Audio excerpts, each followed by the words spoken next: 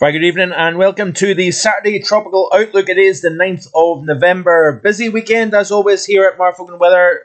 Obviously the Tropical Outlook today, but tomorrow 7:30 p.m. live stream. I hope you can join me for that. It is going to be an exciting one and an interesting one. We've also got interesting times coming up here in the UK as mild conditions at the moment give way to something.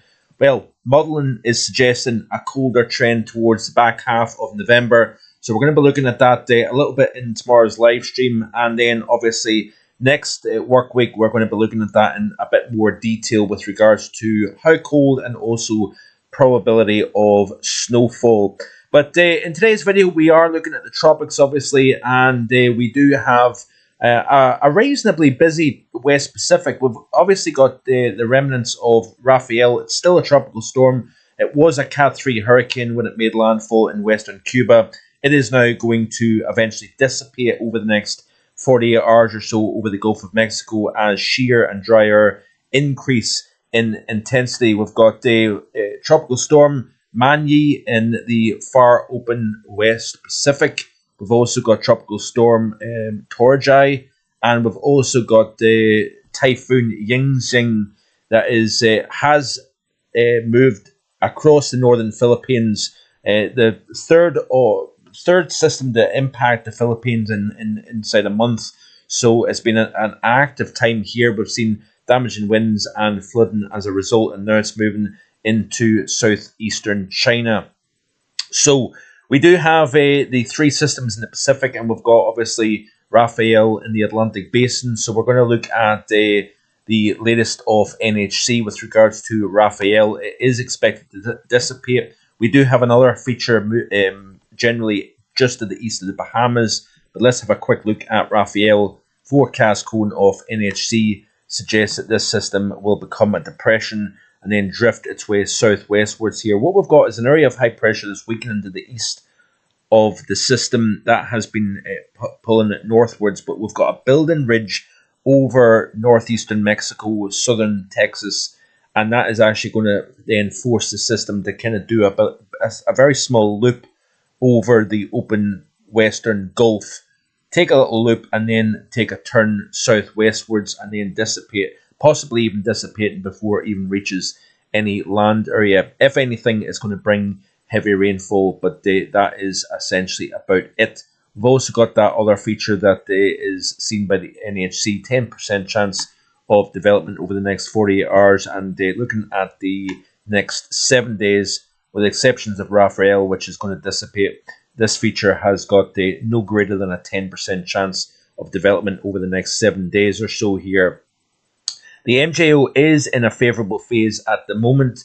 We do have upward motion over the western open Atlantic, as you can see here, of the tropical tidbits. Let's zoom in quickly just to have a better view of this.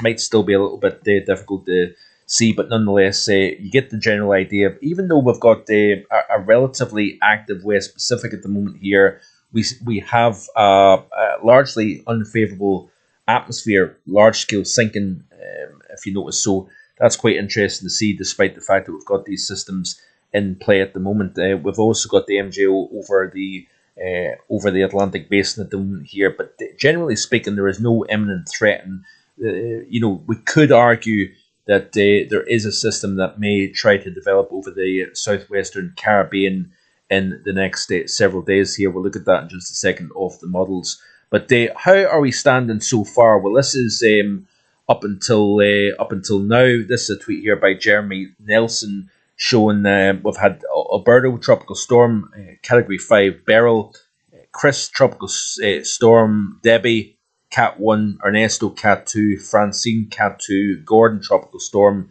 Helene category 4, Isaac Cat 2, Joyce tropical storm.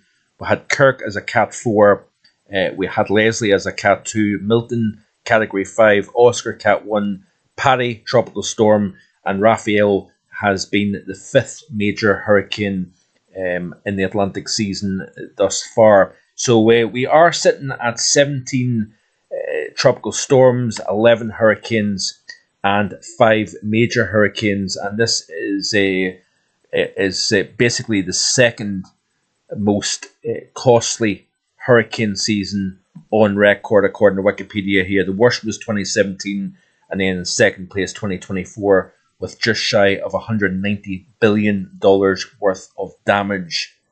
Looking at some of the models in, this is of the Icon model today we're going to look at. You can see Raphael over the Western Atlantic play through the loop here, just kind of watch this system. You can see here it essentially just dissipates. It kind of dissipates and then it kind of almost tries to deepen once again. But the Icon model actually shows it drifting up. Eventually, it kind of wobbles around over the open Western Gulf. But actually, the Icon model is taking it up into Louisiana as essentially an area of heavy rainfall and thunderstorm activity.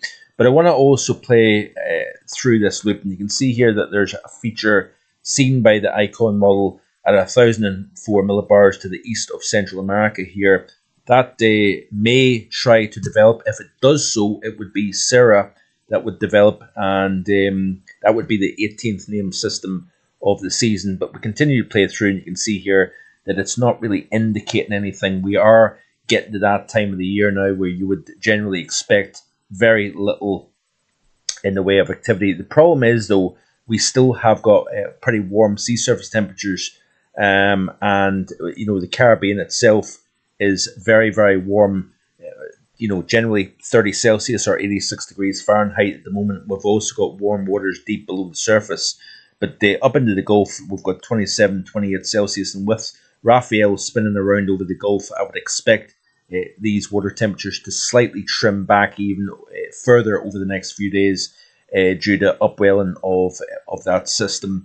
But generally in the Caribbean, anywhere from 29 to 30 Celsius, extending from the leewards all the way to the Yucatan of Mexico here. Get anything into this general area with low wind shear, and you could see another development or two. But I think generally speaking, we are starting to see this season kind of slowly wind down. If we look at the probabilities, this is the weekly mean tropical storm strike probability of the ECMWF. We've got some threat. This is probably the current situation that we've got over the northern Philippines, extending the Henan area of southeastern China. We've got a little area over the Indian Ocean. The reason why is we've got the MJO now starting to move back into the Indian Ocean in a weakened state, and then we've got a very small area over the Western Caribbean, a threat of potential development here. But then we move in to the period 18th through the 25th of November, a very small area again over the Western Caribbean, extending up into the Bahamas. We've still got an area of small threat, northern Philippines to Henan, and we've also got a threat anywhere from the west central South Indian Ocean towards Madagascar here. But generally speaking, then we move into the period late November into the first few days of December, and the tropical threat really dissipates completely over the Atlantic and the entire Pacific basin, with a small threat over the Indian Ocean due to the MJO likely moving more so into this part of the world. So I think is that it pretty much. We'll call it quits at that. Busy day coming up, obviously tomorrow. The global weather live stream tomorrow, and then Monday to Friday we're going to have the European Outlook, looking at the prospects of cold for Western Europe. So stay tuned for that. Like and subscribe. See you next time. Bye for now.